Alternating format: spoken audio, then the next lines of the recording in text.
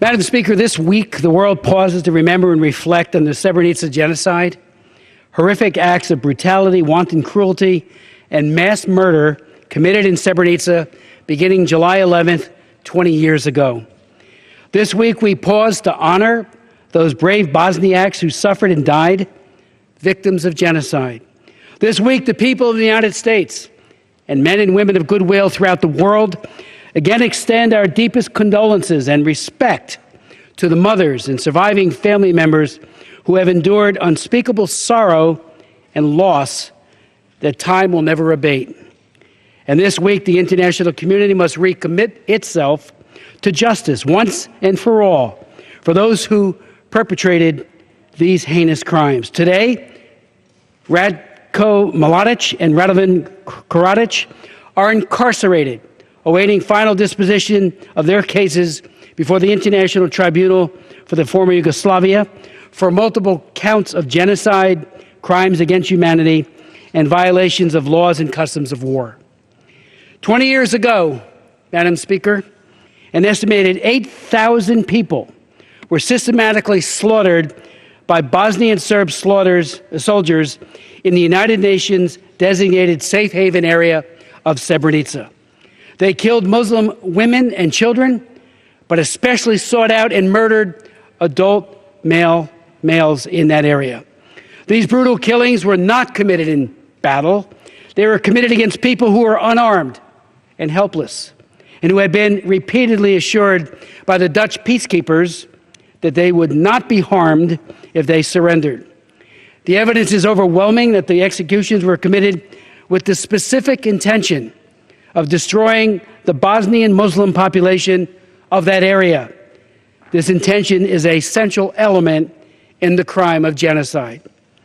The UN peacekeeping forces in Srebrenica, known as UNPROFOR, were charged with enforcing Security Council Resolution 836, which had pledged to defend the safe areas with, quote, all necessary means, including the use of force. But when the moment of truth came, the UN forces offered only token resistance to the Serb offensive. Their military and political commanders had redefined their primary mission not as the protection of the people of Srebrenica, but as the safety of UN forces themselves. When Bosnian Serb commander Ratko Mladic threatened violence against the blue-helmeted UN soldiers, here's the way one of the soldiers described the reaction, and I quote him, "Everybody got a fright. You could easily get killed in such an operation. As far as I knew, we had not been sent to Srebrenica to defend the enclave, but rather as some kind of spruced-up observers," close quote. So that is what the peacekeepers became, observers to genocide.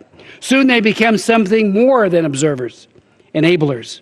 On July 13th, the Dutch Blue Helmet Battalion handed Bosnian Muslims who had sought safety within the UN compound over the Serbs. They watched as men were separated from the women and children, a process which is already well known in Bosnia, was at the time, as a sign that the men were in imminent danger of being executed.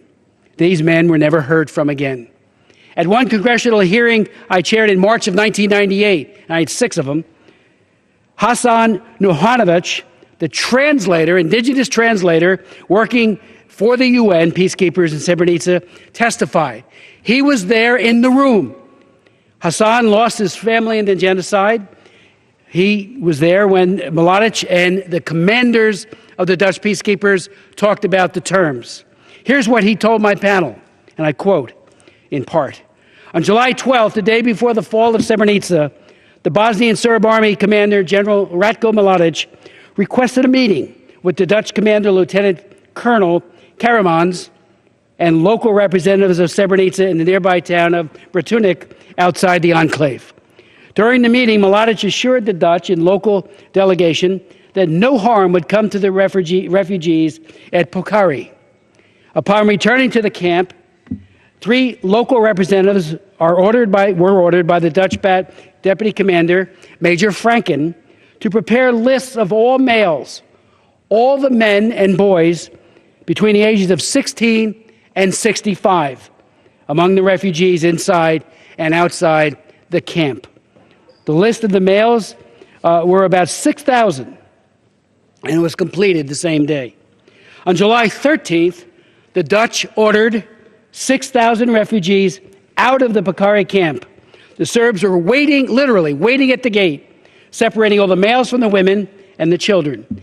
Major Franken stated, he's again the UN Dutch peacekeeper, and this is again a quote from the translator, that all the males whose names are on the list would be safe. He said, "You're going to be safe."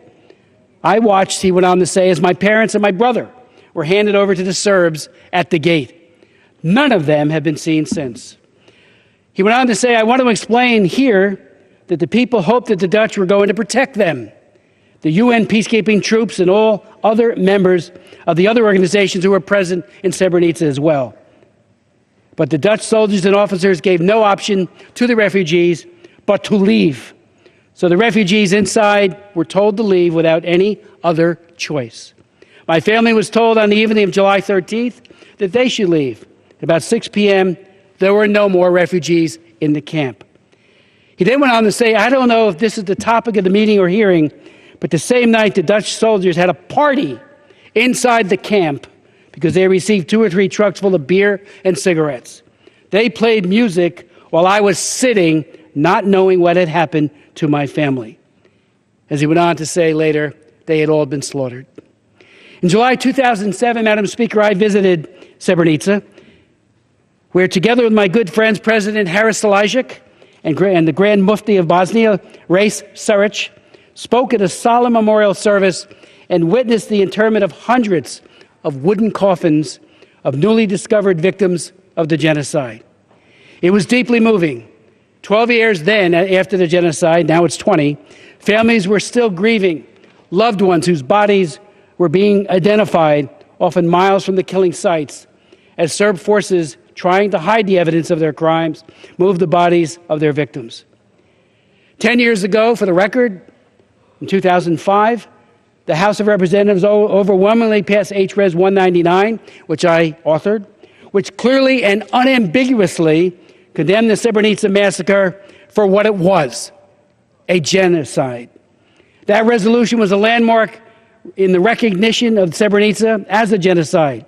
2 years later, the verdict of the International Court of Justice found the same in confirming the ruling of the International Criminal Tribunal for the former Yugoslavia. Today, the international community is nearly unanimous when it proclaims that Srebrenica was a genocide. The resolution today, of course, supports that as well. Astonishingly, Madam Speaker, there are some genocide deniers. That is why this resolution condemns statements that deny that the massacre at Srebrenica constituted genocide. Just last weekend, Milorad Dodik, the president of Srpska, asserted that Srebrenica genocide is a lie. Mr. Speaker, just as it's doing in Ukraine, Russia is utilizing misinformation and historical revisionism in an attempt to destabilize Bosnia and the Balkan region. Today, Russia vetoed a British UN Security Council resolution that reaffirms that Srebrenica was a genocide. Russia has encouraged Serbia itself to protest the resolution and emboldened genocide denialism in the Republic of Srpska, one of Bosnia's 2 constituent assemblies. Mr. Speaker, this resolution also encourages the administration to fulfill other often neglected responsibilities. In particular, it urges the Atrocities Prevention Board to study the lessons of Srebrenica and issue informed guidance on how to prevent similar incidents from occurring in the future. As you may know, the Atrocities Prevention Board is a U.S. interagency committee established by the administration in 2012 to flag potential atrocities. However, since its creation, the board has been marked by inaction and a complete lack of transparency. This is unacceptable, especially as conflicts with disturbing parallels to Bosnia before the genocide continue to fester in Syria, the Central African Republic, Burma, and in Burundi. Africa in particular would stand to benefit from a more active board. The conflict in Burundi is currently at a tipping point, and it absolutely needs attention. Mr. Speaker, despite the need for much greater atrocities prevention in U.S. policy. There have been many promising developments in the Balkan region, and this needs to be underscored. In particular, I would note that Serbia today is not the Serbia of the Slobodan Milosevic era. That era was marked by nationalist aggression against neighboring countries and peoples, as well as considerable repression at home. One of those who testified at one of my hearings on Serbia, Cheruvia, a great young leader, was murdered on the second day after our bombing began by Serbian people, and the person who did that has now, persons, has been held to account. So what has happened there, thankfully, there is now significant changes in Serbia. I want to thank my colleagues. I do hope we'll have a strong show of support for this resolution, and I reserve the balance of our time.